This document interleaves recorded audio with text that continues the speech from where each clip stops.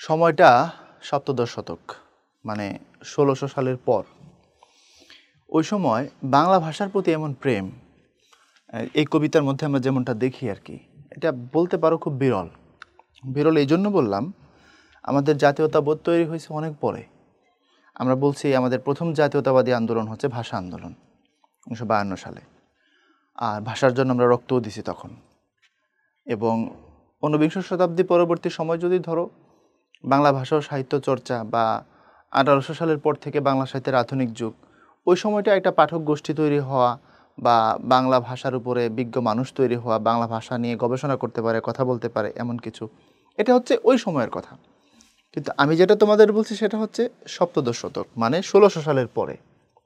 আব্দুল হাকিমের জন্ম ১৬২০ আনুমানিক, মারা গেছেন বলা হয় ১৬৯০।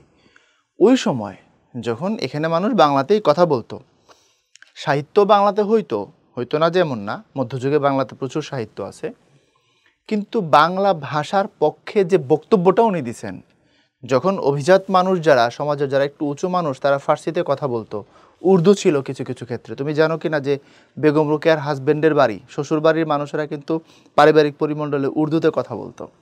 রোকেয়া সাখাওয়াত হোসেন আমরা বলি না, ওনার হাজব্যান্ডের নাম তো সাখাওয়াত হোসেন, তো ওনারা কিন্তু উর্দুতে কথা বলতো পারিবারিকভাবে ওনার শ্বশুর বাড়িতে।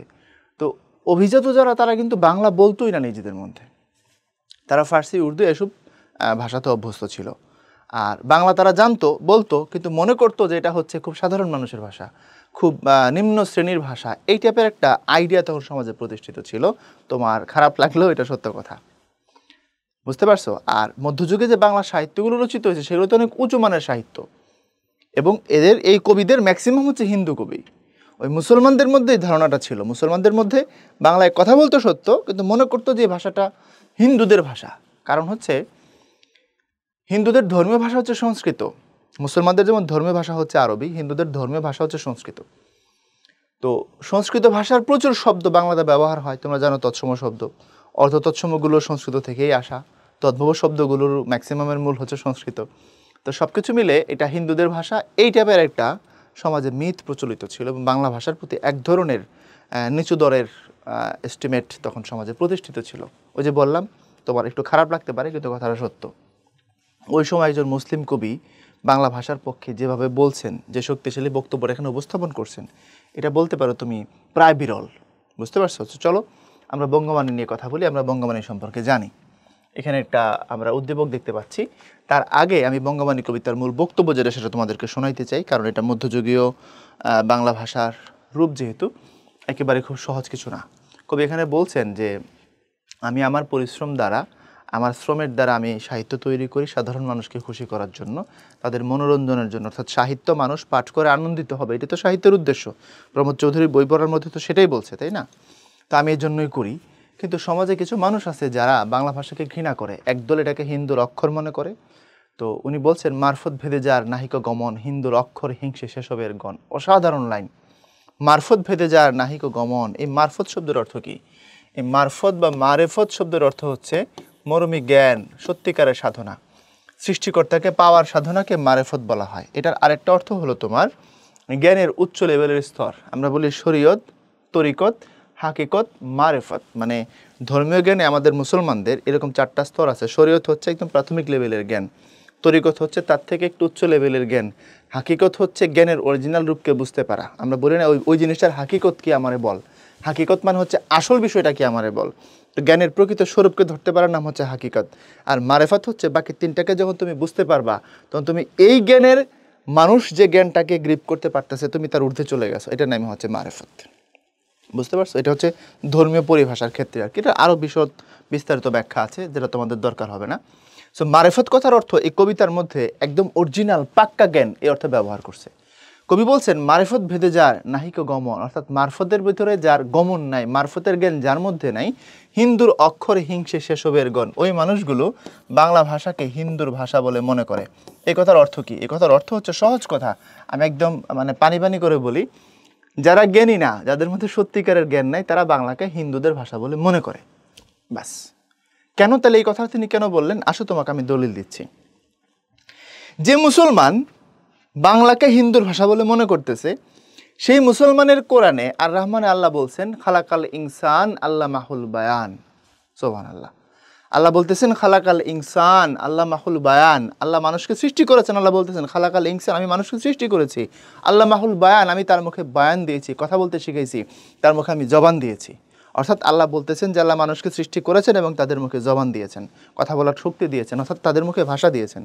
তাহলে প্রত্যেকটা মানুষের মুখে ভাষা দিয়েছেন কে? আল্লাহ। কারণ আমি যে বাংলায় বলি, আমার মুখে বাংলা কে দিয়েছেন? আমার আল্লাহ দিয়েছেন। তো যে মানুষটা তোমার হচ্ছে পাকিস্তানে উর্দু বলে, তার মুখে উর্দু দিয়েছেন কে? আল্লাহ।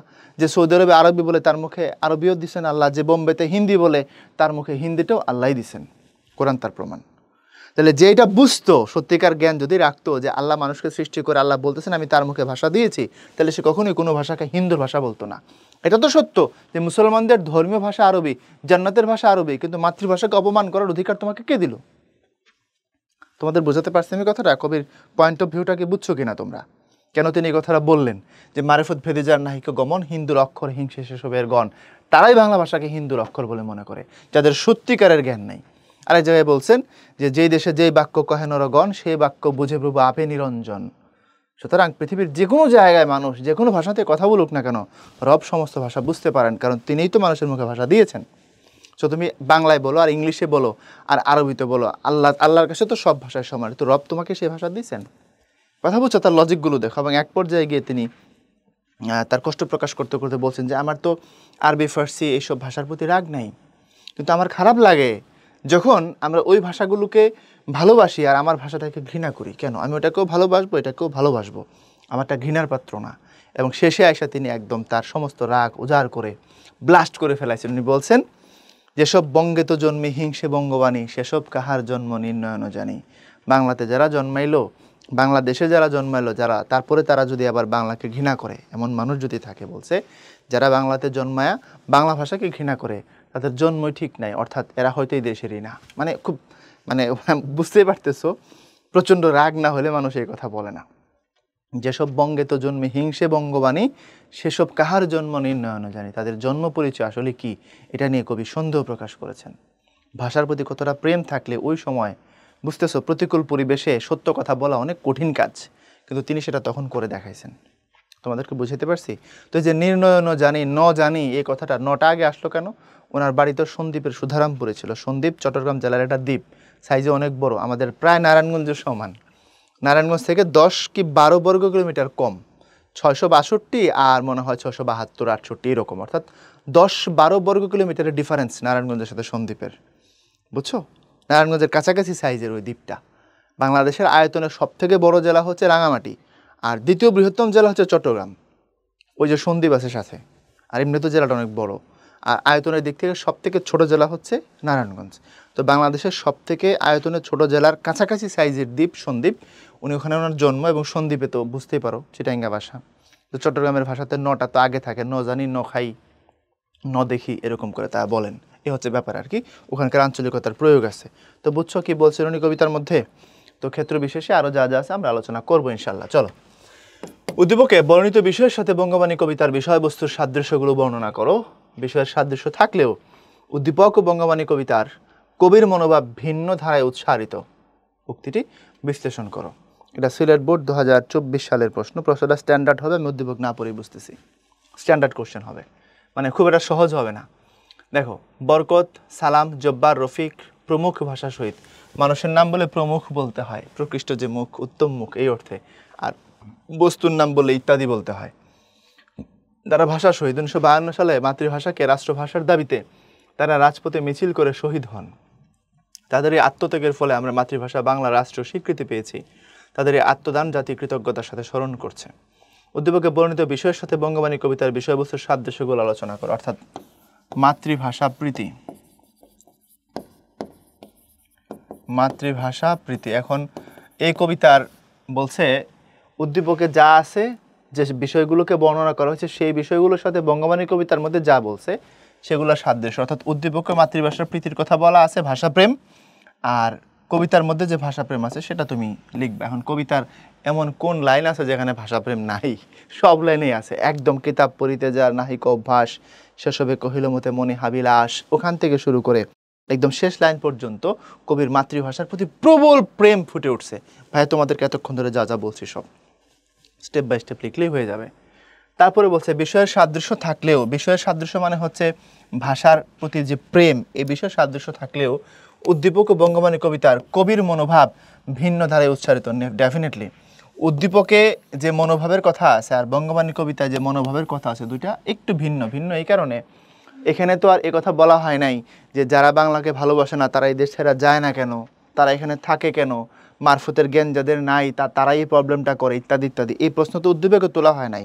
উদ্দীপকে বলা হয়েছে মাতৃভাষার জন্য আত্মদানের কথা।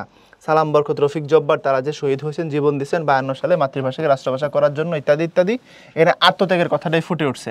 আর কবিতার মধ্যে ভাষার প্রতি প্রেম ফুটে ওঠার পাশাপাশি যারা বাংলা ভাষার বিদ্বেষী, যারা বাংলা ভাষাকে ভালোবাসে না, যারা বাংলা ভাষাকে হিন্দুর অক্ষর বলে মনে করে, যারা বাংলা দেশে জন্মায় কিন্তু বাংলা ভাষার প্রতি যাদের প্রেম নাই, তাদের প্রতি প্রচণ্ড লেভেলের ক্ষোভ প্রকাশিত হয়েছে।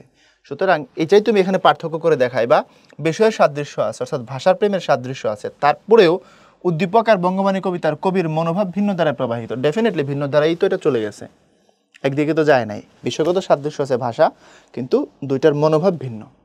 বুঝছো? তাহলে কোথায় মিল কোথায় অমিল সুন্দর করে দেখাই দিবা। এবং আবার মনে করে দিই, মাইনা ভালো বেশি কথা লেখে না, বুঝছো? বেশি কথা লিখো না, অহেতুক কথা বাড়াইও না। আমাদের সময় একটা লেখা ছিল বঙ্কিমের রচনার শিল্পগুণ নামে, এটা এখন নেটে পাওয়া কিনা আমি শিওর না, এটা সার্চ করে দেখো।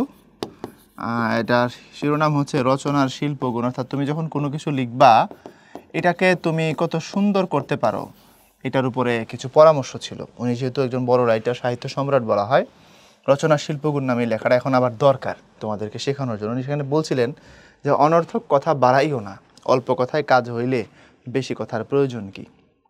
চমৎকার একটা উপদেশ ওই জায়গায় আছে। আর অনেক সুন্দর সুন্দর উপদেশ আছে। তুমি দেখবা পৃথিবীতে যারা একটু বড় মানুষ, যারা জ্ঞানী মানুষ, তাদের মধ্যে একটা কমন মিল আছে, খেয়াল করবা। সেটা হচ্ছে তারা দেখবা কম কথা বলে, বেশি কথা বলে না। তুমি তারে 5 লাইনে প্রশ্ন করবা, উনি দেখবে 1 লাইনে উত্তর দিবে। তুমি ঘুরায় পেঁচায় দুনিয়া নিয়ে আসা প্রশ্ন করবা, উনি দেখবে ওনার সেন্স অফ হিউমার দিয়ে বা ওনার উইট দিয়ে উনি একদম ছেড়ে ফুরে বের হয়ে যাবে উত্তর দিয়ে, তুমি তার আটকাইতেই পারবা না। ছোট্ট কথা দিয়ে তিনি সব কিছু ম্যানেজ করে ফেলবেন। সো অনর্থক কথা বাড়ায়ও না, বড় জিনিস ছোট করে বলতে পারাটা একটা স্কিল। তো তোমাদের জন্য বলছি ভাই, আগের ক্লাসও বলে দিছি যে তোমরা 4.5 পেজ বা 5 পেজের বেশি যাও না। তারপরে আসো, সাইমন মাতৃভাষা বাংলার প্রতি অনুরক্ত, এ ভাষা নিয়ে তার গর্বের অন্ত নেই, কিন্তু তারই সহপাঠী সিয়াম ইংরেজিকে অধিক গুরুত্ব দেয়। তার মতো ইংরেজি ভাষা ও সাহিত্যের জুড়ি মেলা ভার, বাংলা নিয়ে তার কোনো আগ্রহ নেই। আমি আমার অনেক পরিচিত মানুষ, বন্ধু বান্ধবের কাছে শুনলাম যে চীনে তারা গেছে এবং চাইনিজরা ভালো ইংরেজি জানে না। যারা ইংরেজি জানে তারা খুব ভালো ইংরেজি জানে না এবং ম্যাক্সিমাম ইংরেজির কিছুই বোঝে না, অথচ তারা তথ্য প্রযুক্তিতে কোন জায়গায় পৌঁছাইছে। ডেফিনেটলি একটা বিদেশি ভাষা জানা বড় ধরনের স্কিল, ইংরেজি জানা সব থেকে বড় skill. It doesn't mean that ওই ভাষাটাই তোমার জীবনের সব কিছু। ভাষা জানাটা ভালো, কিন্তু এটা দিয়েই যে সব কিছু, ব্যাপারটা কিন্তু এমন না। আমরা ভাষা শিখবো, কিন্তু আমাদের মধ্যে কিছু চিন্তা আছে, অতিরিক্ত ফ্যান্টাসি আছে, হ্যাঁ, এগুলোর প্রতি সতর্ক থাকবো। সাইমন মাতৃভাষা বাংলার প্রতি অনুরক্ত, ফাইন, এ ভাষা নিয়ে তার গর্বের অন্ত নেই, গুড, কিন্তু তার সহপাঠী নাম হচ্ছে সিয়াম ইংরেজিকে অধিক গুরুত্ব দেয়। আচ্ছা, তার মতে ইংরেজি ভাষা ও সাহিত্যের জুড়ি মেলা ভার, ওকে, বাংলা নিয়ে তার কোনো আগ্রহ নেই। আচ্ছা, মানে সিয়ামের নেই। উদ্দীপকে সিয়ামের মধ্যে বঙ্গবাণী কবিতায় প্রকাশিত দিকটি ব্যাখ্যা করো। যেসব বঙ্কিত জন্মে হিংসে বঙ্গবাণী, ওইটা বুঝছো? আর বলতে হবে বঙ্গবাণী কবিতায় প্রকাশিত দিক হচ্ছে ওই বাঙালি যারা বাঙালি হয়ে বাংলা ভাষাকে ঘৃণা করে, ওই দিকটা এই জায়গায় প্রকাশিত হয়েছে। অর্থাৎ ওই যে দেখো, সে ইংরেজিকে গুরুত্ব দেয়, ইংরেজি সাহিত্যে জুড়ি মেলা ভার, বাংলায় তার কোনো আগ্রহ নেই। পৃথিবীতে তোমাদেরকে একটা কনসেপ্ট শেখাই, মজার কনসেপ্ট, হ্যাঁ। ধ্রুপদী বা ক্লাসিক্যাল ভাষা বলতে একটা কথা আছে। তোমরা ধ্রুপদী শব্দটার সাথে হয়তো পরিচিত, এটা সংস্কৃত শব্দ ধ্রুপদী, এটাকে ইংলিশে বললে বলা হয় ক্লাসিক বা ক্লাসিক্যাল। এটার অর্থ কি? এটার অর্থ হচ্ছে সম্পূর্ণ মৌলিক, সম্পূর্ণ স্বকীয়, এমন হলে তাকে ধ্রুপদী বা ক্লাসিক্যাল বলা হয়। তোমরা তো মানে ক্রিকেট তো বোঝো অ্যাটলিস্ট। ধরো সচিনের খেলা তোমরা দেখো নাই, কিন্তু বিরাট কোহলির খেলা তো দেখছো, বা হচ্ছে রিকি পন্টিংয়ের খেলা দেখো নাই, কিন্তু এখনকার সময়ের এই যে স্টিভেন স্মিথ, অস্ট্রেলিয়ার একজন ব্যাটসম্যান, তার খেলা তো দেখছো, তাই না? তো তাদের ব্যাটিংটার মধ্যে দেখবা কিছু একটা ব্যাপার আছে যেটা অন্যদের মধ্যে নাই। এবং তাদের একটা বৈশিষ্ট্য হচ্ছে, আমরা যখন পন্টিংয়ের খেলা দেখতাম টুকটাক, বা সচিন টেন্ডুলকারের যখন ব্যাটিং দেখতাম, মনে হইতো এমন যে ব্যাট করা পৃথিবীর সব থেকে সহজ কাজ। সচিনের ব্যাট চালানো দেখলে তোমার মনে হবে যে এটা পৃথিবীর সব থেকে সহজ কাজ, কারণ উনি এমনভাবে খেলতেন কোনো বল ওইভাবে ডট যাইতো না, এবং যেদিকে বল ওইদিকে শট দিতেন। অ্যাজ লাইক পন্টিং ক্রিজে থাকলে কোনো দিন রানের স্কোর থামতো না। তোমাদের বড়োদেরকে জিজ্ঞেস করে দেখতে পারো, বোলার যত হনই হোক, ও এক ওভার কোনো 3টা রান হইলেও নিবে, বুঝতে পারছো, কোনো রকমের ঠেকা একটা দৌড় হইলেও দিবে। তারা ছিল classic batsman. Chris Gayle is an entertainer, not classic. উনি 5টা বল ডট মারা 2টা বল ছক্কা দেয়, এরকম একজন খেলো, এন্টারটেইনার। তো ক্লাসিক মানে একটা স্বকীয়তা থাকবে, একটা নিজস্বতা থাকে, ওই রকম ব্যাটসম্যানদের আমরা বলি ক্লাসিক ব্যাটসম্যান। ভারতীয় উপমহাদেশে যতগুলো ভাষা আছে তার মধ্যে সংস্কৃত ভাষাটা হচ্ছে ক্লাসিক ভাষা। কেন জানো? সংস্কৃতের শব্দ ভাণ্ডার বলতে গেলে তার নিজস্ব, সে খুব বেশি যে ধার করছে অন্য ভাষা থেকে এমন না। যদি কোনো ভাষার শব্দ ভাণ্ডার একান্ত স্বকীয় হয়, নিজস্ব হয়, তখন তাকে ক্লাসিক বা ধ্রুপদী ভাষা বলা হয়। আমাদের এই সাবকন্টিনেন্টে বাংলা, হিন্দি, উর্দু আর যত ভাষা দেখো, একটাও ক্লাসিক না, সবগুলোই কম বেশি ধার করে চলে। এবং পৃথিবীতে সব থেকে বেশি ধার করা ফকিন্নি ভাষা যদি বলো তুমি আর কি, হ্যাঁ, মজার চলে যদি বলো আর কি, ফকিন্নি, হ্যাঁ, ধার করছে, বেশি বেশি ধার করছে যদি বলো আর কি, তাহলে হচ্ছে ইংরেজি ভাষা। অনেস্টলি স্পিকিং, সে প্রচণ্ড লেভেলের ধার করা। এবং ইংরেজি ভাষা নিজেই একটা ভাষা না, নিজে ভাষা না এই কারণে এটা মূলত ওয়েস্ট জার্মান ল্যাঙ্গুয়েজ। ইংরেজির মূল পরিচয় হচ্ছে, তোমরা বড়দেরকে জিজ্ঞেস করলে জানতে পারবা, এটা একটা পশ্চিম জার্মান ভাষা। English is an West German language. এটাকে মডিফাই করে ব্রিটিশরা নাম দিয়েছে ইংলিশ ভাষা। বুঝতে পারছো আমি কি বুঝাইতে পারছি? এবং এই ভাষার তুমি ম্যাক্সিমাম শব্দ দেখবা, হয় এটা ফরাসি, না হয় গ্রিক, না হয় ল্যাটিন, অমুক তমুক। তুমি ইংরেজি ভাষার অরিজিনগুলো ঘাটতে গেলে দেখবো ওদের নিজস্ব শব্দ ভাণ্ডার খুব কম, খুব সীমিত। এটা হচ্ছে খুব গরিব ভাষা, ধার করা ভাষা। পৃথিবীতে এত বেশি ডমিনেট করলো কেন? ডমিনেট করছে হচ্ছে তাদের কারণে মানে ওই জ্ঞানীগুণী মানুষদের কারণে। তারা ইংরেজিতে লিখছে, ইংরেজিতে গবেষণা করছে, ওই ভাষার মানুষগুলো জ্ঞানী হয়ে তারা যখন ওই ভাষাকে পুশ করছে তাদের কাজের মাধ্যমে, এই ভাষাটা ছড়ায় গেছে।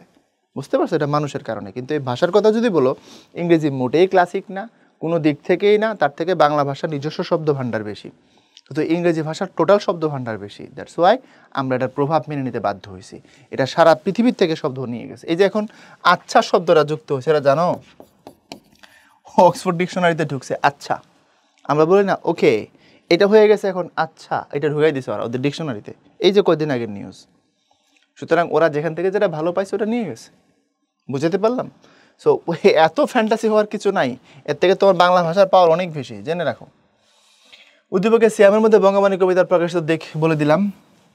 সাইমনের মানসিকতায় বঙ্গবাণী কবিতার কবির সুর ধ্বনিত হয়েছে। এক্স্যাক্টলি, সাইমন বাংলা ভাষার প্রতি অনুরক্ত, এ ভাষণে তার গর্বের অন্ত নেই। তাহলে কবির মূল সুর তো, কবিতার মূল সুর, কবির মূল সুর এটাই ছিল বাংলা ভাষাকে ভালোবাসা, এটা নিয়ে গর্ব করা, এটাকে বুকে আগলায় রাখা, এটাকে প্রাণের ভাষা মনে করা। এই ভাষা যেমনই হোক, আমার বাবা যেমনই হোক, উনি আমার কাছে সুপারম্যান। আমার বাংলা ভাষা যেমনই হোক, এটা আমার কাছে ভালো। আর যেমনই হবে কেন, বাংলা ভাষা একটা মধুর ভাষা, পৃথিবীর সুইটেস্ট ভাষা। বুঝতে পারছো কথাটা? আমরা যেন ভাষার দাম দেই। এটা সত্য, এই গ্লোবালাইজেশন বা বিশ্বায়নের যুগে আমাদের কথার মধ্যে ইংরেজির অনেক শব্দ ব্যবহার হয়। ভাইয়া নিজে অনেকগুলো শব্দ ব্যবহার করতেছে তোমাদের সাথে। এটা তো একটা মানে সামাজিক, কি বলবো, একটা ধারাবাহিকতার ব্যাপার। এর মানে এই না যে আমি বাংলা ভাষাকে ভালোবাসবো না, এর মানে এই না যে আমি বাংলা ভাষার উপরে ইংরেজিকে স্থান দিই, ব্যাপারটা এমন না। মনে থাকবে? মোদের গৌরব মোদের আশা, আমরি বাংলা ভাষা, অতুল প্রসাদ সেনের লেখা। মোদের গৌরব, ওকে। মাগো তোমার কোলে তোমার বলে কতই শান্তি ভালোবাসা, বলে মানে তোমার কথায়, এটা হচ্ছে কথায়, তোমার কোলে তোমার বলে কতই শান্তি ভালোবাসা, আমরি বাংলা ভাষা। আমরি হচ্ছে গর্বের জন্য, খুব আনন্দ প্রকাশিত হইলে আমরি এই কথাটা বলা হয়। আমরি মানে এটা না যে আয় আমরা মরে যাইগা, ব্যাপারটা এমন না। অত্যন্ত আনন্দিত হইলে মরি মরি, আমরি এই কথাটা বলা হয়। এটা একটা সিম্বল অফ এক্সক্লামেশন। বুঝতে পারছো? এটা হচ্ছে আবেগ শব্দ বা হচ্ছে ইন্টারজেকশন।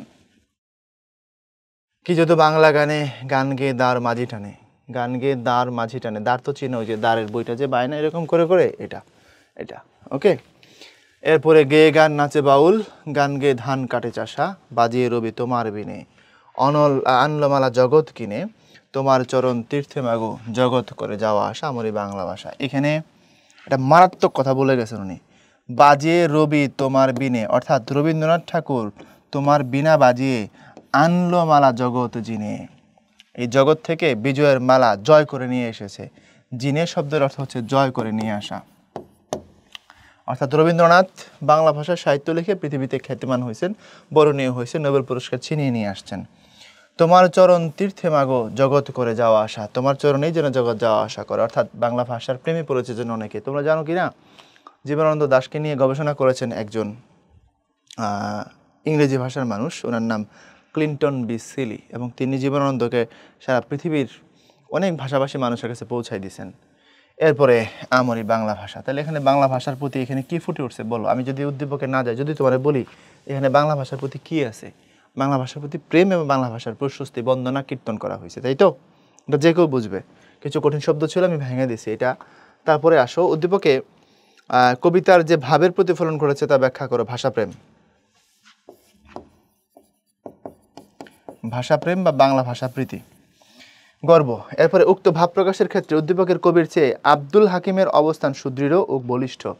উদ্দীপকের কবি আসো পরিচয় করায়, ওনার নাম অতুল প্রসাদ সেন। তোমার এটা লিখতে হবে না, তুমি জেনে রাখো। অতুল প্রসাদ সেন, এটা একটা গান, ইউটিউবে সার্চ করে এই গানটা পাবা। তো বলছে উক্ত ভাব প্রকাশের ক্ষেত্রে, অর্থাৎ ভাষার প্রতি প্রেম প্রকাশের ক্ষেত্রে উদ্দীপকের কবির চেয়ে, অর্থাৎ আব্দুল হাকিম উদ্দীপকের কবির চেয়ে আগানো, এটা বলছে। অতুল প্রসাদ সেনের চেয়ে আব্দুল হাকিমের অবস্থান সুদৃঢ় ও বলিষ্ঠ। অর্থাৎ ভাষাপ্রেম প্রকাশের দিক থেকে অতুল প্রসাদ সেনের থেকে আব্দুল হাকিম অনেক বেশি বলিষ্ঠ স্বরের প্রমাণ দিয়েছেন। এটা তোমাকে প্রমাণ করতে হবে ডেফিনেটলি। এখানে ভাষাপ্রেম আছে নিঃসন্দেহে। আর বঙ্গবাণী কবিতার মধ্যে অনেক কিছু আছে, এটা বলে দিই। বঙ্গবাণী কবিতার মধ্যে আছে হচ্ছে, আমি লিখি যদি আমি তোমাকে পার্থক্য করে দেখা, এখানে আছে হচ্ছে প্রথমত ভাষাপ্রেম, তারপরে হচ্ছে অন্য ভাষাকেও যে তিনি ভালোবাসেন বা ঘৃণা করেন না সেটা, অন্য ভাষার প্রতি কবির বিদ্বেষ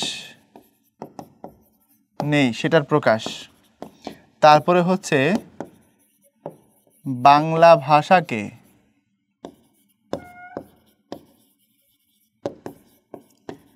ঘৃণাকারীদের প্রতি তীব্র ক্ষোভ।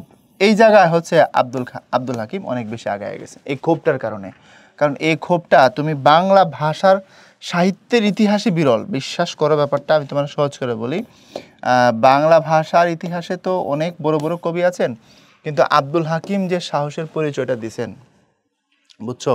মানে যে যুগে ব্রিটিশরা তাদের বিরুদ্ধে কথা বললেই ধরো শাস্তির মুখোমুখি করতো, তাদের বিরুদ্ধে কথা বললে মারা ফেলাইতো। জালিয়ানওয়ালান হত্যাবাগ, যেটা জালিয়ানওয়ালাবাগে 1919 সালে যে হত্যাকাণ্ডটা হইল, যার কারণে রবীন্দ্রনাথ ওনার নাইট উপাধিতে ত্যাগ করলেন, পাঞ্জাবের জালিয়ানওয়ালাবাগে অনেক মানুষকে গুলি করে মেরে ফেলা হয়, বিপ্লবীদেরকে।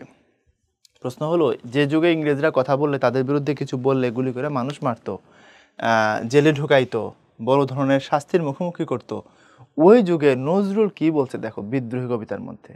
বলছে, আমি মানি না কোনো আইন। বুঝো তুমি কথাটা? একটা মানুষ বলতেছে সে আইন মানে না, এর মানে সে রাষ্ট্রদ্রোহী। রাষ্ট্রদ্রোহিতার শাস্তি কিন্তু মৃত্যুদণ্ড। কিন্তু নজরুল ওই যুগে কত বড় সাহস দেখাইছে। বলছে, আমি ভরা তরি করে ভরা ডুবি, আমি টর্পেডো, আমি ভীম ভাসমান মাইন। কত মারাত্মক কথা তুমি বুঝো? তারপরে বলছে বিদ্রোহী কবিতা শেষের দিকে গেলে বলছে, আমি বিদ্রোহী ভিগু ভগবান বুকে একে দেই পদচিহ্ন, আমি শক্তাফানা হেয়ালে বিধির বক্ষ করিব ভিন্ন। হিন্দু পুরাণে এক ভিগু নামের এক মুনি ঋষির কথা আছে, যিনি ভগবানের বুকে পা দিয়া চাপ দিয়ে দিছিলেন। এটা হিন্দু পুরাণের কথা আর কি। অর্থাৎ ভগবানের যে রূপগুলো আছে তার মধ্যে ব্রহ্মা বিষ্ণু শিব, কোন রূপে ভগবান সব থেকে নমনীয়, সব থেকে কোমল, এটা টেস্ট করার জন্য ভিগুকে পাঠানো হয়েছিল আর কি। এটা হিন্দু পুরাণের কাহিনী বলছি। তো উনি পরবর্তীতে সাক্ষ্য দিয়েছেন যে বিষ্ণু এই রূপে ভগবান সব থেকে নমনীয়, সব থেকে কোমল। কারণ বিষ্ণুর বাড়িতে তিনি যখন গিয়েছেন, গিয়ে দেখলেন বিষ্ণু ঘুমায়। তো ভিগু বলছে, আমি আসছি, অতিথি সৎকার না করে তুমি ঘুমাও। রাগে ক্ষোভে বুকের মধ্যে দিছে পাড়া। দিলে বিষ্ণু ঘুম থেকে ওটা বলতেছে, হায় হায় আমার ভুল হয়ে গেছে, আপনি আসছেন, আপনি তো অতিথি, আমি বুঝতে পারলাম না, আমি ঘুমাইলাম, ইত্যাদি ইত্যাদি। নিজের ভুল স্বীকার করে ক্ষমা চাইছে। তো পরবর্তীতে ভিগু আইসা ঘোষণা দিছে যে ভগবানের যত রূপ আছে তার মধ্যে বিষ্ণুর রূপটা সব থেকে কোমল, এই জন্য বিষ্ণুর পৃথিবীর নাম হচ্ছে কৃষ্ণ, আর কৃষ্ণের পূজা বেশি হয়। এটা হিন্দু পুরাণের ঘটনা, তোমাকে আমি শুনাইলাম আর কি। তো ওখান থেকে নজরুল মেটাফরিক্যাল ওয়েতে রূপকভাবে বলছেন, আমি বিদ্রোহী ভিগু, ভগবান বুকে এঁকে দেই পদচিহ্ন। তাই নজরুল যদি ভিগু হয়, ব্রিটিশ কনটেক্সটে ভগবানকে ইংরেজ সরকার, বুঝো নাই? পরের লাইনে তার ব্যাখ্যা আছে, আমি সুক্তাপ হানা হেয়ালি বিধির বক্ষ করিব ভিন্ন। যে বিধি বা বিধাতা যখন যেরকম খুশি উল্টা পাল্টা আইন তৈরি করে, হেয়ালি বিধি আমি তার বক্ষ ভিন্ন করব, অর্থাৎ তার বুকে এই দিক দিয়ে ছুরি ঢুকাবো, ওই দিক দিয়ে বের করব, একদম চুরমার করে ফেলাবো। মানে ইংরেজ সরকারের পায়ে বুকে পাড়া দিব, আর তার কি বলে বুকে আমি খঞ্জর ঢুকাবো, আমি তার বুক আমি ভিন্ন করে দিব, চুরমার করে দিব। কত বড় সাহস নজরুল দেখাচ্ছে, এবার চিন্তা করো। বুঝতে পারলাম কথাটা? নজরুলের মানে ওই সময়ের সাহসের লেভেলটা দেখো। হেয়ালে বিধির ভক্ষ করিব ভিন্ন। হেয়ালে বিধি কীরকম? তোমরা ইয়ের মধ্যে পড়ছো, বহিপীর নাটকের মধ্যে পড়ছো। ওখানে সূর্যাস্ত আইনের খপ্পরে পড়ছিলেন জমিদার হাশেম আলী। সূর্যাস্ত আইন হচ্ছে 1793 সালের যে চিরস্থায়ী বন্দোবস্ত, সেটার ফসল। চিরস্থায়ী বন্দোবস্তের মধ্যে বলা হয়েছিল যে আমরা জমিদারদেরকে জমির মালিকানা দিয়ে দিলাম, কোনো অসুবিধা নাই, তবে বছরের নির্দিষ্ট একটা দিনে আমাদেরকে সমস্ত খাজনা পরিশোধ করতে হবে, যদি করতে না পারো দেন তোমার জমিদারে নিলামে উঠবে। এটা কেমন কথা?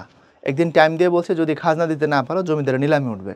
এটাকে উনি বলেছিলেন যে এসব তো খামখেয়ালি, তাই না? ওই যে সূর্যাস্ত আইন থেকে শুরু করে এরকম প্রচুর অদ্ভুত সব আইন, সূর্যাস্ত যাওয়ার আগে খাজনা দিতে হবে, নইলে তোমার জমিদারি শেষ হয়ে যাবে। সো এরকম প্রচুর উল্টাপাল্টা আইন ব্রিটিশরা তখন তৈরি করছে। এই জন্য নজরুলের সাহসটা দেখাইছিলেন ব্রিটিশদের বিরুদ্ধে। বুঝছো কোন কথাটা, প্রতিবাদটা? তো নজরুলের যুগে আগে বা পরে অনেকে প্রতিবাদ করেছেন, কিন্তু নজরুলের মতো কেউ করেন নাই। তো যেই যুগে, আমি সেটাই বলতে চাচ্ছি, যেই যুগে আব্দুল হাকিম বাংলা ভাষা অবজ্ঞাকারীদের প্রতি যে লেভেলের শক্তিশালী বাণী উচ্চারণ করছেন, ওনার পক্ষে তো তখন 100-র মধ্যে 5 জন মানুষ সর্বোচ্চ, 95 জন মানুষই তাকে ওইভাবে সাপোর্ট দেওয়ার মতো না, সাহিত্যের অঙ্গনে বিশেষ করে। বোঝানোর কথাটা, বাংলা ভাষার এই যে মানে সাহিত্যিক রূপে যে উনি প্রকাশটা যে দেখাইছেন, বাংলা ভাষার প্রতি যে প্রেমটা দেখাইছেন, সাহিত্যের অঙ্গনে তো 100-র মধ্যে 5 জন মানুষ এই প্রতিবাদটা করেছেন, 100-র মধ্যে মনে করো, কিন্তু তার মতো করে আবার কেউ করেন নাই। ওই 5 জনের মধ্যে উনি আবার সব থেকে বড় প্রতিবাদী। আমি এটা তোমার বোঝাতে চাইলাম। তখনও সাহিত্য রচিত হয়েছে, বাংলা ভাষার প্রতি আবেগও ছিল, বাংলা ভাষায় লেখালেখিও হয়েছে প্রচুর, কিন্তু উনি যেভাবে লিখছেন এবং বাংলা ভাষার প্রতি যে প্রেমটা উনি প্রকাশ করেছেন, বাংলা ভাষার ক্ষোভ প্রকাশকার মানে অবজ্ঞাকারীদের প্রতি তার যে কষ্টটা, যে ক্ষোভটা, এটা আর কেউ করে নাই। তো এই জন্যই বললাম যে উত্তর প্রসাদ সেনের থেকে ওনার অবস্থান অনেক বেশি সুদৃঢ় ও অনেক বেশি বলিষ্ঠ। ওকে, তারপরে হচ্ছে আমরা উদ্দীপক 1 এবং উদ্দীপক 2 একটু হিসাব করে দেখি উদ্দীপকগুলোর মধ্যে কি আছে। দেখো, মোদের দেশের সরল মানুষ বিদেশ হতে বিজাতীয়, কামার কোমার জেলে চাষা। আচ্ছা দেখি, আগে একটু প্রশ্নটা পড়ে নিচ্ছি। দেখো, উদ্দীপক 1-এ কবিতার কোন ভাবটি ফুটে উঠেছে ব্যাখ্যা করো। উদ্দীপক 2-এ যেন কবিতার কবির মনোভাবের বহিঃপ্রকাশ। এর মানে হচ্ছে দুইটার মধ্যে দুই রকমের কথাবার্তা পাবা আর কি। 2-এর মধ্যে যেহেতু কবির মনের বহিঃপ্রকাশের কথা বলছে, সো বুঝতেই পারো যে এখানে কবির মনের প্যারালাল কথাবার্তা এই জায়গায় থাকবে, যেহেতু বলছে মনোভাবের বহিঃপ্রকাশ। আচ্ছা, প্রথমে বলছে উদ্দীপক 1-এ, মোদের দেশের সরল মানুষ কামার কোমার জেলে চাষা, তাদের তোরে সহজ হবে মোদের বাংলা ভাষা। যারা আছেন সামনে আজও জ্ঞানীগুণী মনীষীরা, মোদের দেশের সব মানুষের এই বেদন বুঝুন তারা। উদ্দীপক 2-এ বলছে, বিদেশ হতে বিজাতীয় নানান ভাষার ছড়াছড়ি, আর কতকাল দেশের মানুষ থাকবে বলো সহ্য করি। আচ্ছা, এখন বলতো উদ্দীপক 1-এ কবিতার কোন ভাবটি ফুটে উঠেছে ব্যাখ্যা করো। কবিতার কোন ভাব উদ্দীপক 1-এ ফুটে উঠছে? বলছে মোদের দেশের সরল মানুষ কামার কোমার জেলে চাষা, তাদের তোরে সহজ হবে মোদের বাংলা ভাষা, অর্থাৎ বাংলা ভাষা সকল মানুষের ভাষা। আচ্ছা, যারা আছেন সামনে আজও জ্ঞানী গুণী মনীষীরা, মোদের দেশের সব মানুষের এই বেদন বুঝুন তারা। অর্থাৎ বাংলা ভাষা যে সর্বস্তরের ভাষা, এটার প্রতি জ্ঞানী গুণী মানুষ যারা, তাদের প্রতি যে আবেদন, সেই আবেদনের কথাটা এখানে উনি বলছেন। তাহলে বলছে উদ্দীপক 1-এ কবিতার কোন ভাবটি ফুটে উঠেছে ব্যাখ্যা করো। ওই একই কথা, সাধারণ মানুষের বাংলা ভাষার প্রতি প্রেম। তারপরে আবার এখানে বলছে উদ্দীপক 2 যেন কবিতার কবির মনোভাবের বহিঃপ্রকাশ। কবিতার কবির মনোভাবের বহিঃপ্রকাশ কিভাবে? বিদেশ হতে বিজাতীয় নানান ভাষার ছড়াছড়ি, আর কতকাল দেশের মানুষ থাকবে বলে সহ্য করি। বিদেশ হতে বিজাতি ভাষা আইসা দেশের মধ্যে অ্যাগ্রেশন চালাচ্ছে, দেশের মানুষ আর কতকাল সহ্য করবে। তাহলে এখানে একটা ক্ষোভ প্রকাশিত হয়েছে। এই ক্ষোভটা এখানেও তো কবির মনের ক্ষোভেরই বহিঃপ্রকাশ। কথা কি বুঝছো? আউল বাউল লালনের দেশে মাইকেল জ্যাকসন আইলোরে, আমার সাধের দোতরা কান্দেরে। এটা গান আছে ইউটিউবে, এখন সার্চ করো পাবা। সিনেমার গান যদিও, রাজ্জাক দেখবা তার লিপসিংয়ে গানটা খুব চমৎকার। আউল বাউল লালনের দেশে মাইকেল জ্যাকসন আইলোরে, আমার সাধের দোতারা কান্দেরে, আমার সাধের সারিন্দা কান্দেরে। অত্যন্ত চমৎকার সুরের গান। তো এটাও এরকমের একটা কথা যে আমার দেশে বিজাতীয় নানান ভাষার ছড়াছড়ি কতকাল ধরে, মানে এই দেশের মানুষ আর কতকাল এগুলোকে সহ্য করে থাকবে বলো, ইত্যাদি ইত্যাদি। তাহলে এখানে ক্ষোভ, এখানেও ক্ষোভ। আর ওখানে বলা হয়েছে বাংলা ভাষার প্রতি সাধারণ মানুষের যে আবেগ আছে, জ্ঞানীগুণী মানুষ যারা, তারা যেন সেটাকে বোঝেন। এখানে কবিতার যে ভাবটা, অর্থাৎ কবি যে মানুষের প্রতি যে নিবেদনটা করছেন, সেই নিবেদনের ভাবটা এই জায়গায় প্রকাশ হয়েছে। তারপরে আসো আমরা অনুধাবনে গেলাম। যারা বাঙালি হয়ে বাংলা ভাষাকে ঘৃণা করে, তাদের সম্পর্কে কবি আব্দুল হাকিমের অভিমত বর্ণনা করো। বঙ্গবাণী কবিতা হিন্দুর অক্ষর বলতে কি বোঝানো হয়েছে বুঝিয়ে লেখো। যেসবে বঙ্গেত জরমে হিংসে বঙ্গবাণী বুঝিয়ে লেখো। সর্ববাক্য বুঝে প্রভু কিবা হিন্দুয়ানি বলতে কি বোঝানো হয়েছে। দেশি ভাষা উপদেশ মনে হিতবতী বলতে কি বোঝানো হয়েছে। আরবি ফার্সে হিন্দে নাই দুই মত বলতে কি বোঝানো হয়েছে। চমৎকার প্রশ্ন। বলতে গেলে গুরুত্বপূর্ণ কোনো লাইন বাদ নাই যেখান থেকে অনুধাবন আসলে তৈরি হয় নাই। চলো দেখি, যারা বাঙালি হয়েও বাংলা ভাষাকে ঘৃণা করে, তাদের সম্পর্কে কবি আব্দুল হাকিমের অভিমত। যেসব বঙ্গেত জন্মে হিংসে বঙ্গবাণী, সেসব কাহার জন্ম নির্ণয় ন জানি। এই হলো অভিমত। তো এটা তুমি কিভাবে লিখবা? বলবা যে যারা বাঙালি হয়ে বাংলা ভাষাকে ঘৃণা করেন, তাদের জন্ম পরিচয় সম্পর্কে কবি সন্দেহ প্রকাশ করেছেন। এটা হচ্ছে জ্ঞান লিখবা। তারপরে বলবা যে আমরা জন্মসূত্রে দেশে বড় হয়েছি বা জন্মগ্রহণ করেছি, আমরা বাঙালি, বাংলাতে আমরা কথা বলি, এটা আমাদের প্রাণের ভাষা এবং এই ভাষার প্রতি আমাদের সর্বোচ্চ আবেগ এবং ভালোবাসা থাকা উচিত। কিন্তু তারপরেও যারা এই দেশে জন্মানোর পরেও, এই দেশের আলো বাতাসে বড় হওয়ার পরেও বিদেশি ভাষার প্রতি অতিরিক্ত প্রেম দেখায়, বাংলা ভাষাকে অবজ্ঞা করে, এমন মানুষদেরকে, যারা বাংলা ভাষাকে ঘৃণা করে, এমন মানুষদেরকে কবি বলেছেন যে তাদের জন্ম পরিচয় ঠিক নাই। বুঝছো? যেসব বঙ্গে তো জন্মে হিংসে বঙ্গবাণী। আরেক জায়গায় বলছে দেশি ভাষা বিদ্যা যার মনে ন জোয়ায়, নিজ দেশ ত্যাগে কেন বিদেশও ন যায়। বলছে দেশের ভাষা বা দেশের যে ভাষার প্রতি যে প্রেম, এটা যার মনের মধ্যে না জন্মায়, সে এই দেশ ছেড়ে বিদেশ কেন যায় না। আর এখানে বলছে তাদের জন্ম ঠিক নেই। এরপরে আসো বঙ্গবাণী কবিতায় হিন্দুর অক্ষর বলতে কি বোঝানো হয়েছে। হিন্দুর অক্ষর বলতে বাংলা ভাষাকে বোঝানো হয়েছে। এটা কবি বলেননি, মানুষের একটা অংশ যে বাংলাকে হিন্দুর অক্ষর বলে সেটাকে তুলে আনছেন কবি। ইট ডাজন্ট মিন দ্যাট কবি এটাকে হিন্দুর অক্ষর বলছেন। কবিতার মধ্যে বাংলা ভাষাকে হিন্দুর অক্ষর বলা হয়েছে এই অর্থে যে এক শ্রেণীর মানুষ বাংলাকে হিন্দুর অক্ষর বলে। ওই ব্যাখ্যাটা সুন্দর করে ব্যাখ্যাটা দিবা, যাতে করে একটু মিসআন্ডারস্ট্যান্ডিং না হয়। এটা তো তখনকার সময়ের কথা। কানা মানুষ সব যুগে থাকে, এটা কি জানো? একদল কানা সব যুগে থাকে। আসলে তোমার ব্যাখ্যা করে বুঝাই। 1947 থেকে 1971 পাকিস্তান পিরিয়ড কত বছরের হইল? 1947 থেকে 1971 পাকিস্তান পিরিয়ড হইল প্রায় 24 বছরের। এই 24 বছরে তুমি জানো যে বাংলা ভাষা নিয়ে কত রকমের ট্রল হয়েছে, তারা করছে। আমাদের ভাষাকে তারা রাষ্ট্রভাষা স্বীকৃতি দিবে না, তারা একমাত্র উর্দুকে রাষ্ট্রভাষা করবে। আমাদের দাবি কি ছিল? আমরা কি বলছিলাম যে উর্দুকে বাদ দিয়ে দাও? এটা আমরা বলি নাই। আমরা বলছিলাম উর্দুর পাশাপাশি বাংলাকে অন্যতম রাষ্ট্রভাষা স্বীকৃতি দিতে হবে, এটা ছিল আমাদের পয়েন্ট। আমরা বলি নাই যে বাংলা একমাত্র হবে, উর্দু বাদ দিয়ে দাও, এটা বলি নাই আমরা। আরেকটা জিনিস খেয়াল করো, তখন 56% মানুষ বাংলায় কথা বলতো, 56%। আর 5% মানুষ উর্দুতে কথা বলতো, মাত্র 5%। তোমার কাছে খুব অবাক ঠেকতেছে আমি জানি, ঠেকুক, এটা সত্য কথা। মাত্র 5%। আর অন্যান্য বাকি ছিল বেশ কিছু ভাষা। তাহলে কত হলো এখানে? 61। বাকি 39% ভাষা ছিল অন্যান্য, মানে হিন্দি ছিল, কিছু পশতু ছিল, তারপর পাঞ্জাবি ছিল, পাকিস্তানের লোকাল কিছু ভাষা ছিল। তো উর্দুকে তারা কেন রাষ্ট্রভাষা করতে চাইলো? লজিক কি জানো? লজিক হচ্ছে তারা বলছে যে উর্দু আরবি বর্ণমালা দিয়ে লেখা হয়, এটা আরবির খুব কাছাকাছি এবং এটা মুসলমানের দেশের রাষ্ট্রভাষা হওয়া উচিত। চিন্তা করো যুক্তিটা কি। আর বাংলাকে তারা বাদ দিতে চাইছে কি কারণে? ওই যে হিন্দুর অক্ষর, তারা বলছে এটা তো হিন্দুদের ভাষা। কেন হিন্দুদের ভাষা? কয় হিন্দুরা বাঙালি বলে নিজেদেরকে। দেখো কারবার দেখো, এটা অবশ্য একেবারে যে ওরা ভুল বলছে এমন না, এটা আমাদের ভুলের কারণেই তারা আমাদের এটা বলতে সুযোগ পাইছে, সত্যি কথা যেটা। কারণ তুমি যদি বঙ্কিম এবং শরতের লেখা দেখো, অনেক জায়গায় তারা নিজেদেরকে বাঙালি বলছে আর আমাদেরকে বলছে মুসলমান। বুঝছো, এটা সত্য। যারা শ্রীকান্ত পড়ছো এরা জানো, শ্রীকান্তের প্রথম পর্বে আছে দেখবা, শ্রীকান্ত তো শরৎবাবুর আত্মজীবনীমূলক উপন্যাস, প্রথম পর্বে আছে এরকম একটা লেখা দেখবা যে যেখানে ইন্দ্রনাথের সাথে তার পরিচয় হয়। শ্রীকান্ত উপন্যাসের একটা কিশোর ক্যারেক্টার ইন্দ্রনাথ, তার সাথে যে পরিচয়টা শরৎবাবুর, ওই জায়গায় দেখবা একটা কথা আছে যে মাঠে আজ ফুটবল খেলা বাঙালি ও মুসলমান ছেলেদের, অর্থাৎ মাঠে ফুটবল খেলা হচ্ছে বাঙালিদের সাথে মুসলমানদের। বাঙালি হলো হিন্দুরা আর মুসলমান হলো মুসলমানরা। চিন্তা করতে পারো, হিন্দুদের উঁচুতলার একটা অংশ, জ্ঞানীগুরুদের একটা অংশ মুসলমানদেরকে বাঙালিই বলতো না। এটা অবশ্য আমাদেরই দোষ, পাকিস্তানিরা বলার চান্স পাইছে। যাই হোক, তো তারা বলছে যে এটা তো হিন্দুরা হচ্ছে গিয়ে বাঙালি, যে তোমরা তো হিন্দুদের ভাষায় কথা বলো। এবং তারা লজিক দেখায় বলছে যে বাংলাতে প্রচুর পরিমাণে সংস্কৃত শব্দ আছে, যার কারণে বাংলা হিন্দুর ভাষা হয়ে গেছে। এটার উত্তর ভাইয়া শুরু দিকে দিয়ে আসছি। এসব যুক্তিতর্ক করে তারা বলছে যে উর্দু পাকিস্তানের রাষ্ট্রভাষা হবে, এটাই বাস্তব। এবং এক পর্যায়ে তারা আরবি হরফে বাংলা লেখার প্রস্তাব দিছিল। মানে ধরো তোমরা যে SMS করো যে আমি তোমাকে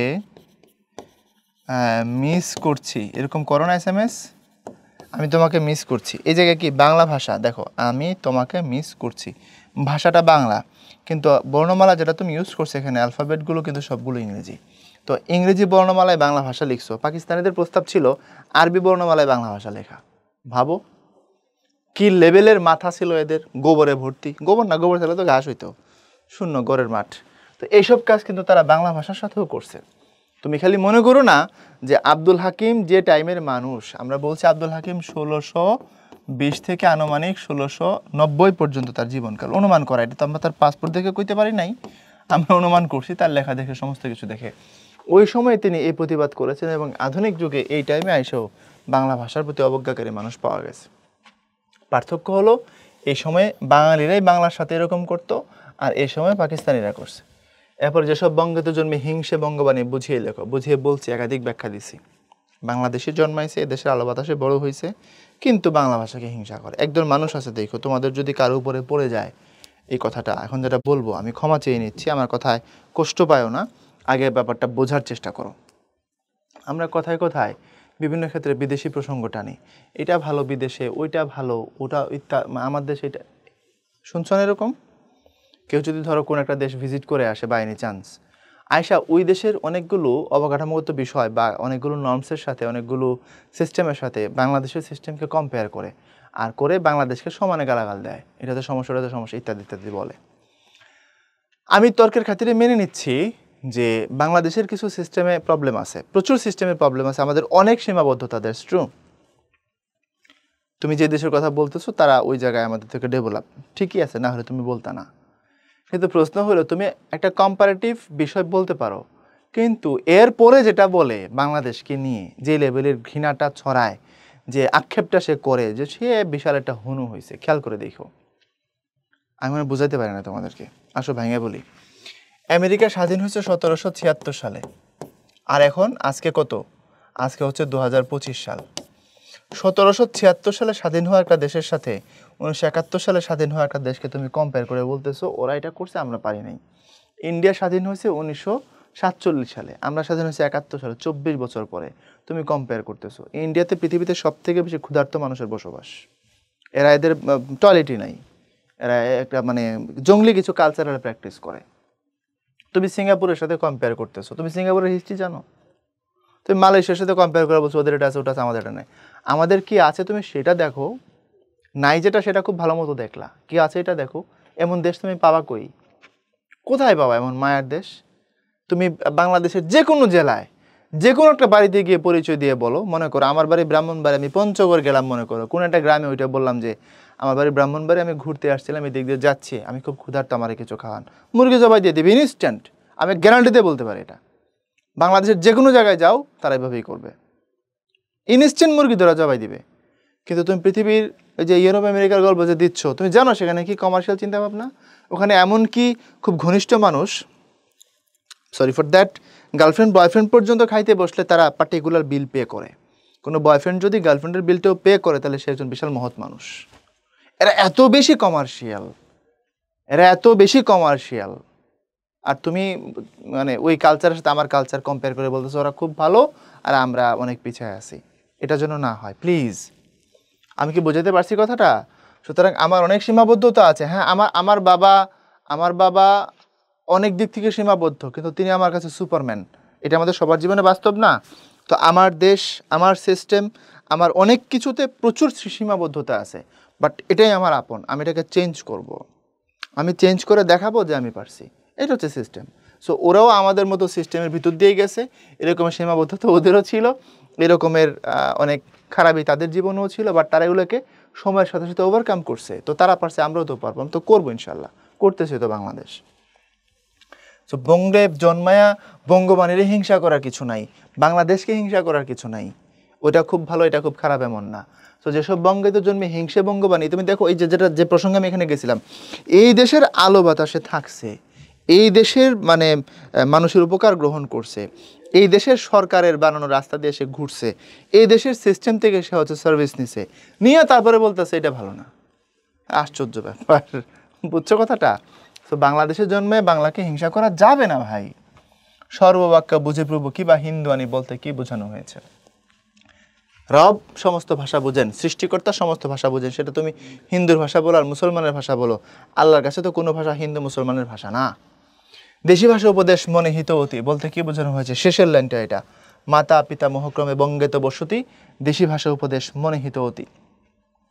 বলছে আমার পূর্বপুরুষের সবাই এই বাংলায় বসবাস করেন এবং আমার কাছে দেশের ভাষা, দেশের উপদেশ, দেশের সমস্ত কিছু অত্যন্ত কল্যাণকর।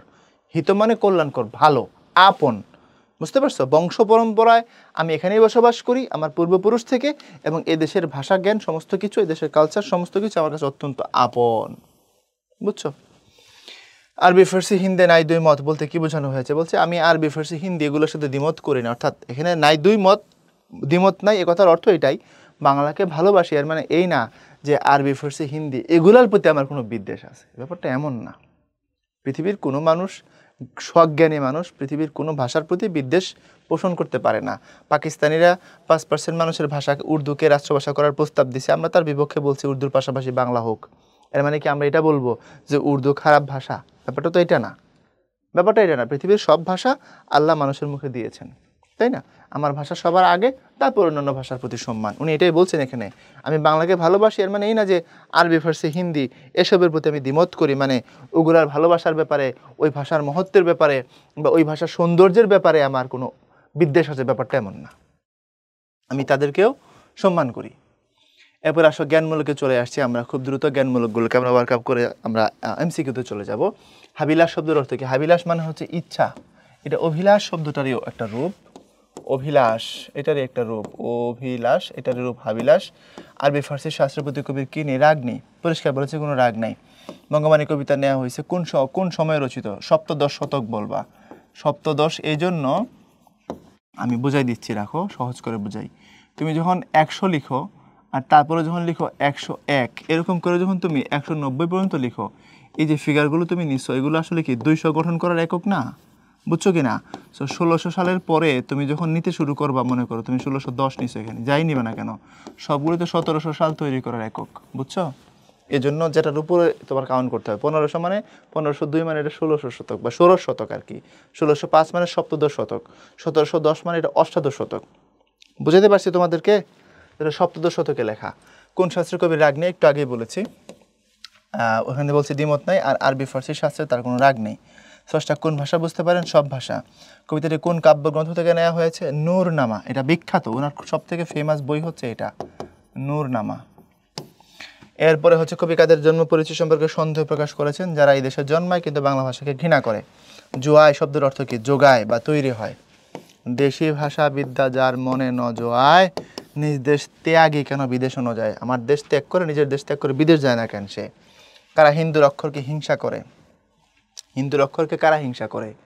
যাদের, বুঝছো, অনেকবার বলেছি, মারফত ভেদে যার নাহিক গমন, হিন্দুর অক্ষর হিংসে সেসবের গণ। লম্বা ব্যাখ্যা দিয়েছিলাম।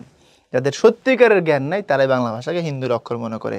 যারা এটা বুঝতেই পারলো না কোনোদিনও, আল্লাহ যে বললেন খালাকাল ইনসান আল্লামাহুল বায়ান, এই সুন্দর শব্দটা যারা বুঝতে পারলো না তারা হিন্দুর অক্ষর বলে বাংলাকে ঘৃণা করে। কবিতা নিরঞ্জন শব্দটি কোন অর্থে ব্যবহার হয়েছে? সৃষ্টিকর্তা, সৃষ্টিকর্তা অর্থে।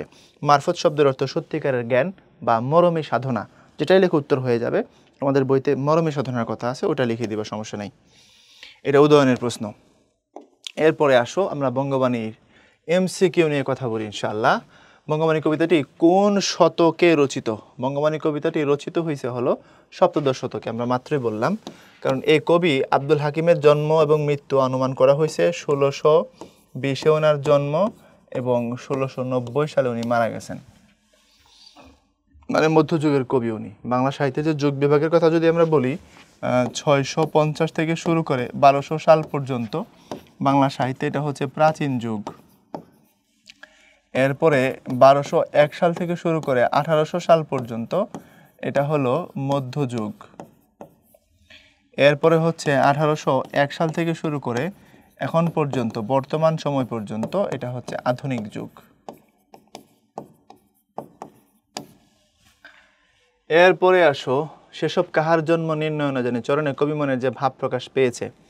রাজশাহী বোর্ড 2024-এর প্রশ্ন। অভিমান, তিরস্কার, ধিক্কার। অভিমান প্রকাশ পাইছে এটা খুব একটা পরিষ্কার করে বলা যাচ্ছে না। তিরস্কার এবং ধিক্কার, উনি তিরস্কার করেছেন তাদেরকে এবং ধিক্কার দিয়েছেন, অভিমান না। এই জন্য আমরা 2 আর 3 নিব। মারফত শব্দটির অর্থ কি? মারফত মানে হচ্ছে মরমী সাধনা।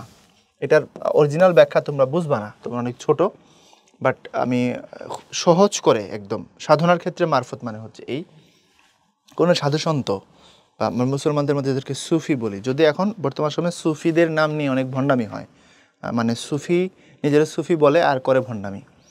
তো এটা না, সত্যিকারের সুফি দরবেশ যারা, হজরত শাহজালাল শাহপরান রহমতুল্লাহ আলাইহি এরকম মানুষ যারা, তাদের স্রষ্টাকে পাওয়ার একটা নিরন্তর মরমী একটা সাধনা ছিল, রবকে পাওয়ার, রবকে খুশি করার।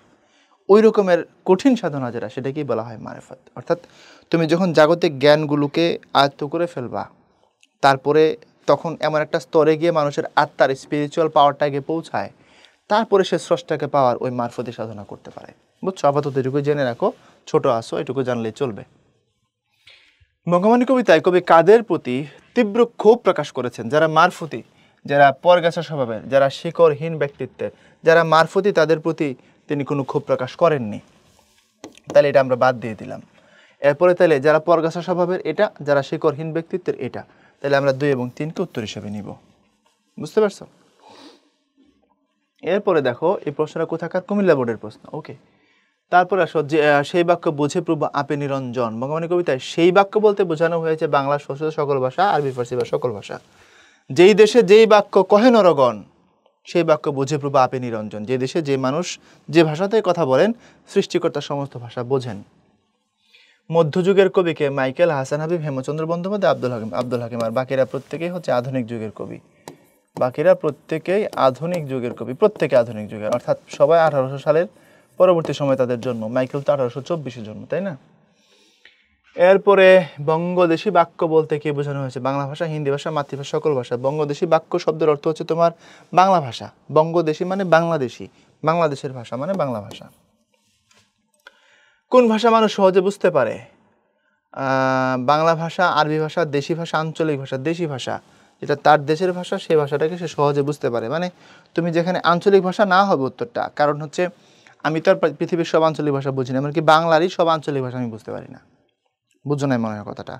আমি চিটাঙ্গের আঞ্চলিক ভাষা বুঝবো, অন্যান্য আঞ্চলিক ভাষাগুলো মোটামুটি বুঝি। চট্টগ্রামের আঞ্চলিক ভাষা মোটামুটি তো বলা যায় না 5%ও বুঝি না। ওরা যদি একটু অনুগ্রহ করে, মানে করুণা করে সহজ করে বলে, তাহলে বোঝা যাবে, তাই না? সো মানুষ সব মানে বলছে যে কোন ভাষা মানুষ সহজে বুঝতে পারে? আঞ্চলিক ভাষা না, দেশি ভাষা। সে যে দেশের সেই দেশি ভাষা। দেশি ভাষা বলতে তার লোকাল ভাষাটাকে মিন করা হয়েছে, অর্থাৎ সে যদি কোনো অঞ্চলের হয়ে থাকে তাহলে সেই অঞ্চলের ভাষা, ওই অর্থে। বুঝছো কিনা? এরপরে বাংলা ভাষায় কাঁদি হাসি, বাংলা ভাষা ভালোবাসি। উদ্দীপকের শেষ পংক্তির ভাব মানে বাংলা ভাষা ভালোবাসি, এটা বঙ্গবাণী কবিতার কোন চরণের ভাবের অনুরূপ? দেশি ভাষা বুঝিতে ললাটে পরে ভাগ না, মাতা পিতা মহক্রমে বঙ্গে তো বসতি, আরবি ফার্সি হিন্দে নাই দুই মত, দেশি ভাষা উপদেশ মনে হিত অতি। সবচেয়ে ভালো উত্তর হচ্ছে আরবি ফার্সি হিন্দে নাই দুই মত, সকল ভাষা ভালোবাসি। দেখো বাংলা ভাষা, সকল ভাষা ভালোবাসি না, আমি কি এখানে বাংলা ভাষা ভালোবাসি পড়ছিলাম কিনা জানি না, সকল ভাষা ভালোবাসি মানে আরবি ফার্সি হিন্দি নাই দুই মত, আরবি ফার্সি হিন্দি এগুলোর সাথে আমি দ্বিমত করি না, অর্থাৎ তাদের প্রতি আমার কোনো বিদ্বেষ নেই, যে ব্যাখ্যাটা ভাইয়া তোমাদের কিছুক্ষণ আগে দিয়ে আসছি, সব ভাষাকেই ভালোবাসি। আচ্ছা, আগের উদ্দীপকের মূল ভাবের মধ্যে বঙ্গবাণী কবিতার যে বিষয় উপস্থাপিত হয়েছে তা হলো উদার মানসিকতা, এক্স্যাক্টলি, মাতৃভাষার বন্দনা, ঠিকই আছে, বাংলা ভাষার প্রতি শ্রদ্ধা, ঠিকই তো আছে, সো অল আর কারেক্ট। আমরা শেষেরটা নিব। এরপরে আসো, মাতা পিতামহক্রমে বঙ্গেত বসতি, বঙ্গবাণী কবিতায় এই চরণে প্রকাশ পেয়েছে দেশপ্রীতি, প্রকৃতির প্রীতি, ভাষাপ্রীতি না, প্রকৃতির প্রীতি আমরা এখানে পাই না বলতে গেলে, ভাষাপ্রীতি, মাতা পিতা মহক্রমে বঙ্গেত বসতি, বাংলার মধ্যে সবাই বসবাস করে, এখানে 1 আর 3 নেওয়ার সুযোগ আছে, কিন্তু 1 আর 3 কোথাও এক জায়গায় নাই, খেয়াল করে দেখো, 1 আর 2 আছে, তো 2 তো নেওয়ার কোনো সুযোগই নেই, শুধু 3 নেওয়া যাচ্ছে না, 1 হলো একদম পারফেক্ট, যদি ডাবল অ্যান্সার থাকতো এটা নেওয়ার একটা হালকা সুযোগ ছিল, ডাবল অ্যান্সার নাই, এই জন্য আমরা যেটা মানে 1 নম্বর ওটাই নিব, বুঝতে পারছো কি? বঙ্গবাণী কবিতায় কারা হিন্দুর অক্ষরে হিংসে করে, দেশদ্রোহীরা, ভাষা বিদ্বেষীরা, নির্বোধরা, মারফত জ্ঞানহীনরা, মারফত ভেদে যার নাহিক গমন, হিন্দুর অক্ষরে হিংসে সেসবের গণ। কবিতাটি কোন কাব্যগ্রন্থ থেকে সংকলন করা হয়েছে? নূরনামা, আমরা কিছুক্ষণ আগেই পড়ছি, এটা জ্ঞানমূলকে ছিল, রাজশাহী বোর্ড 22-এর প্রশ্ন। তোমাদের মধ্যে কিন্তু এটা বিশাল ভেজাল, তোমরা কবি পরিচিতি এবং পাঠ পরিচিতি পড়তে চাও না, পাঠ পরিচিতির মধ্যে উৎস আছে আর কবি পরিচিতি থেকে প্রশ্ন থাকে, দেখতেছো তো কোন শতকের কবি বা ইত্যাদি জাতীয় প্রশ্ন থাকে, সুতরাং কোনো কিছু বাদ দিও না। একটা টপিককে তুমি 4টা ভাগে ভাগ করবা, কবি বা লেখকের পরিচিতি, তারপরে মূল পাঠ, তারপরে শব্দার্থ, তারপরে পাঠ পরিচিতি, এই 4টা অ্যাঙ্গেলে পড়বা। আর পড়ার কৌশল হচ্ছে সবার আগে পাঠ পরিচিতি পড়া মিনিমাম 2 বার, তারপরে শব্দার্থটা পড়া এবং মূল পাঠে যাওয়া, বুঝতে পারছো? মূল পাঠের 3য় স্টেপে যাওয়া লাগে, প্রথমে পড়তে হয় পাঠ পরিচিতি, বুঝতে হয় এখানে কি বলছে, দেন হচ্ছে শব্দার্থগুলো একটু দেখতে হয়, তারপরে মূল পাঠে যাওয়া লাগে, এরপরে মূল পাঠ পড়ার পরে আবার পাঠ পরিচিতি পড়তে হয়, তাহলে তুমি নিজে নিজে একটা আইডিয়া তৈরি করতে পারবা। এরপরে আসো, কবিতায় কবি আব্দুল হাকিম তীব্র ক্ষোভে যে বলিষ্ঠ বাণী উচ্চারণ করেছেন তা হলো, নিজ দেশ ত্যাগে কোনো বিদেশ না যায়, সেসব কাহার জন্ম নির্ণয় না জানি, এটা এর থেকে শক্তিশালী বাণী এই পুরা কবিতার মধ্যে, এর থেকে ভয়ঙ্কর আর কোনো কিছু নাই। আর নির্দেশ ত্যাগী, আচ্ছা আরেকটা যদি বলি, ক্ষোভ আর তিরস্কার, একটা কথা আছে, দাঁড়াও, একটা হলো ক্ষোভ, একটা তিরস্কার, ক্ষোভের কথা বলছে না, তো এটা হলো তিরস্কার, মানে এক ধরনের বকা টকা টাইপের কথা আর কি, আর ক্ষোভ হলো এটা, নিজ দেশ ত্যাগে কোনো বিদেশ না যায়, কষ্ট, নিজ দেশ ত্যাগে কোনো বিদেশ না যায়, এটা হলো ক্ষোভ, এটা হলো তিরস্কার। ওকে, তারপরে আসো, কবি আব্দুল হাকিম বাংলায় সাহিত্য রচনা করেন কাদের জন্য? বাংলা ভাষা বিদ্বেষীদের জন্য, যাদের মারফত জ্ঞান নেই, যাদের কিতাব পড়ার অভ্যাস নেই, আরবি ফার্সিতে অনুরাগীদের জন্য, যাদের কিতাব পড়ার অভ্যাস নেই, কিতাব পড়িতে যার নাহিক অভ্যাস, সেসবে কহিল মতে মনে হাবিলাস, অর্থাৎ এটাতে বুঝাইছে এটা যারা খুব উচ্চ লেভেলের জ্ঞানী না, সাধারণ মানুষ, তাদের জন্য উনি মূলত সাহিত্য রচনা করেন। এরপরে কবিতা কবি কাদেরকে দেশ ত্যাগের কথা বলেছেন? বাংলা ভাষাকে যারা হিংসা করে, মারফত জ্ঞান যার নাই, যাদের বই পড়ার অভ্যাস, বিদেশি বা আশাপ্রেমী যারা, বলছে নিজ দেশ ত্যাগে কেন বিদেশনও যায়, খেয়াল করে দেখো, বলছে দেশি ভাষা বিদ্যা যার মনে ন জোয়ায়, নিজ দেশ ত্যাগে কেন বিদেশনও যায়, ভিনদেশি ভাষাপ্রেমী যারা, দেশের ভাষার প্রতি যার আবেগ তৈরি হয় না সে। কবিতা কবি হিন্দুর অক্ষর বলতে কোন ভাষার অক্ষরকে বুঝিয়েছেন? বাংলা, মানে মানুষ বলে সেটাকে কবি কবিতায় নিয়ে আসছেন এই অর্থে আর কি। এরপরে নিজ দেশ ত্যাগী কেন বিদেশ না যায়, চরণটিতে কি প্রকাশ পেয়েছে? অবজ্ঞা, তীব্র ঘৃণা, শত্রুতা, মাতৃভাষা প্রীতি, এখান থেকে তীব্র ঘৃণা নেওয়া লাগবে, যেহেতু ক্ষোভ নাই, তীব্র ঘৃণা। এরপরে হচ্ছে মিস্টার তারেক লন্ডন থেকে পড়াশোনা করে এসে সবসময় ইংরেজিতে কথা বলেন, সবাই তাকে বাংলায় কথা বলতে বলে তিনি বলেন, বাংলায় কথা বলতে আমার ভালো লাগে না বাবা। উদ্দীপকে তারেকের মধ্যে কবিতার বিষয়বস্তুর কোন দিকটি অনুপস্থিত? মাতৃভাষার প্রতি মমতা, মাতৃভাষার প্রতি মমতা, মাতৃভূমি, মাতৃভাষা, মাতৃভাষার প্রতি ঘৃণা, ইংরেজি ভাষার প্রতি ঘৃণা। একটু খেয়াল করে দেখো, তারেকের মধ্যে অনুপস্থিত মাতৃভাষার প্রতি মমতা, যদি থাকতোই সে তো এটা বলতে পারতো না। আচ্ছা, উদ্দীপকে তারেকের মধ্যে আব্দুল হাকিমের কোন উক্তিটি প্রযোজ্য? যেসব বঙ্গেতে জন্মে হিংসে বঙ্গবাণী, এটা সব থেকে বেশি প্রযোজ্য। আচ্ছা, এটার কাছাকাছি কোনটা আছে এখানে দেখো তো, যেই দেশে যে বাক্য কহে নরগণ, মাতা পিতা মহক্রমে বঙ্গত বসতি, আরবি ফার্সি শাস্ত্রে নাই কোনো রাগ, দেশি ভাষা বিদ্যা যার মনে ন জোয়ায়, নিজ দেশ ত্যাগে কোনো বিদেশ ন যায়, ওইটা যেহেতু নাই, ওটার লাইট ভার্সন আছে এটা, বাংলাদেশে জন্মায় আর দেশের ভাষার প্রতি যার আবেগ নাই সে দেশ ছেড়ে লন্ডনে যায় না কেন? সেসব কাহার জন্ম নির্ণয় না জানি। কবি আব্দুল হাকিম কাদের সম্পর্কে এই উক্তি করেছেন? নিজ দেশ ত্যাগ করে যারা বিদেশে যায়, বাংলাদেশে যারা বাংলা ভাষাকে ঘৃণা করে, দেশি ভাষায় বিদ্যা লাভ করে, এটা যারা বাংলা ভাষাকে ঘৃণা করে। যেসব বঙ্গিত জন্মে হিংসে বঙ্গবাণী, সেসব কাহার জন্ম নির্ণয় না জানি। এরপরে হাবিলাস শব্দের অর্থ অভিলাষ বা ইচ্ছা। ময়মনসিংহ গার্লস ক্যাডেট কলেজের প্রশ্ন। এরপরে আল্লাহকে সম্যকভাবে জানার জন্য সাধনা অর্থে বঙ্গবাণী কবিতায় ব্যবহৃত কোন শব্দটি সমর্থনযোগ্য? মারফত। সিফত শব্দের অর্থ গুণ। এরপরে বঙ্গবাণী কবিতায় কবি বাংলা ভাষা বাদ দিয়ে কয়টি ভাষায় কথা বলেছেন? কয়টি ভাষায় কথা বলেছেন না কয়টি ভাষার কথা বলেছেন? ভাষার, এটা বুঝতে পারছো? বাংলাকে বাদ দিয়ে কবি কয়টি ভাষার কথা বলেছেন? বুঝো না কথাটা? অর্থাৎ বাংলাকে, বাংলা ছাড়াও আর কোন কোন ভাষার কথা তিনি এখানে উল্লেখ করেছেন? হ্যাঁ, তাইলে কয়টি ভাষার কথা তিনি বলেছেন এই অর্থে যদি বলি। আচ্ছা দেখি তো কোন কোন ভাষা উনি বলছেন। উনি বলেছেন আরবি, তারপরে হচ্ছে ফার্সি, তারপরে হচ্ছে হিন্দি। আরবি, ফার্সি, হিন্দি, আর কিছু কি বলছেন? আরবি, ফার্সি, হিন্দি নাই দুই মত, যদি বা লিখ হয়ে আল্লাহ নবীর সিফত। আর তো কিছু বলেননি, তাহলে চারটা না, তিনটা ভাষার কথা তিনি বলেছেন। তিনটা, আরবি, ফার্সি, হিন্দি, তিনটা ভাষার কথা বলেছেন। তারপরে ইউসুফ জুলেখা কি? আব্দুল হাকিমের উপন্যাস, দৌলত কাজীর কাব্য, আলাউলের কাব্য, আব্দুল হাকিমের কাব্য গ্রন্থ। এটা মেজাল্লা প্রশ্ন। এটা মেজাল্লা প্রশ্ন এই কারণে, এটা মূলত এটা বাইরের একজন কবির লেখা। ওনার নাম হচ্ছে আব্দুর রহমান জামি। আব্দুর রহমান জামির লেখা ইউসুফ জুলেখা। এটাকে বাংলা অনুবাদ করেছেন মূলত আব্দুল হাকিম। এটা আব্দুল হাকিমের কাব্যগ্রন্থ, মনে থাকবে? আব্দুল হাকিমের কাব্যগ্রন্থ এটা। আর এটার মধ্যে এটা প্রেমের কাহিনী আছে। এটা প্রেমের কাহিনী মানে যে উপন্যাস হবে এমন না। উপন্যাস তৈরি হয়েছে বাংলা সাহিত্যে আধুনিক যুগে। 1865 সালে বাংলা সাহিত্যে প্রথম সার্থক উপন্যাস লিখেছেন দুর্গেশনন্দিনী বঙ্কিম। তো ওই যুগে উপন্যাস ছিলই না, কথা বুঝছো? এখন দৌলতুজির বাহারাম খান বা দৌলত কাজী এই নামগুলোর সাথে আমরা পরিচিত। তো দৌলতুজির বাহারাম খান অনুবাদ করেছেন লাইলি মজনু, ওটা লিখেছেন নিজামি গঞ্জবি, বুঝছো? আর আলাউল এগুলো করেননি। আর আব্দুল হাকিম এটা অনুবাদ করেছেন ইউসুফ জুলেখা। এটা মূল যেটা, এটার নাম হলো ইউসুফ ওয়া জুলাইখা। কোরআনে এবং বাইবেলে হযরত ইউসুফ আলাইহিস সালাম এবং জুলাইখা সম্পর্কে যা যা বর্ণনা দেওয়া আছে এর উপরে ডিপেন্ড করে ওই আব্দুর রহমান জামির লেখা এই কবিতার বই। এটা আব্দুল হাকিম এটাকে কি করেছেন? অনুবাদ করেছেন, মনে থাকবে? তারপরে হলো আমরা একদমই শেষ পর্যায়ে আসছি, আমরা শেষ করব। কেমন লাগলো মতামত দিও, আর আমাদের সাথে থাইকো। কেমন উপকার হচ্ছে বুঝতেছো কিনা, কিভাবে করলে ভালো হয়, যদি পরামর্শ থাকে সেগুলো অবশ্যই জানাবা। আমাদের ফেসবুক এবং ইউটিউবে চোখ রাখো। ভালো থাকবা সবাই, আল্লাহ হাফেজ।